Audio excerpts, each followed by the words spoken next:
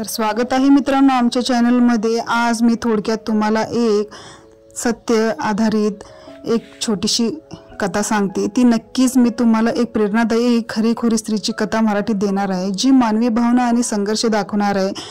तर सौभाग्यवती स्वाती पाटील यांची ही गोष्ट आहे।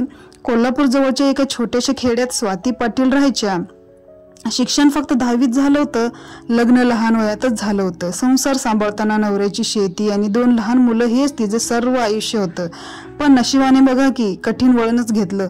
नवऱ्याचा अचानक अपघात झाला आणि तो कायमस्वरूपी अंथरुणात खिळला। गावातल्या लोकांनी तर कुजबूज सुरू केली। आता बाई ही एकटी काय करणार, घर कसं चालवणार, सोपं तर नाही ना। पण स्वाती हार मानणाऱ्यांपैकी नव्हती ना। ती रोज सकाळी 5 वाजता उठून दूध काढायला लागली, दूध गावात विकणार आणि मग दिवसभर शेतात काम करणार। रात्री मुलांना अभ्यास सुद्धा बसवायची। दिवस कितीही कठीण गेलं तरी तिने चेहऱ्यावर मात्र हसू ठेवायला विसरले नाही। ती कायम शिकली।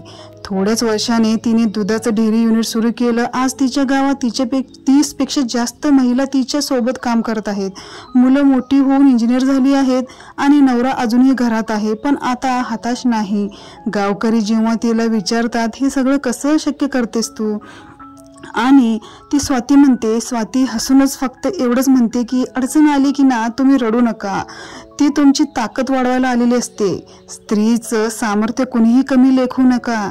हीच ती आज प्रेरणादायी कथा आहे। ही कथा आपल्याला शिकवते की परिस्थिती काही असो, जिद्द आणि आत्मविश्वासाने स्त्री जग बदलू शकते। धन्यवाद मित्रांनो।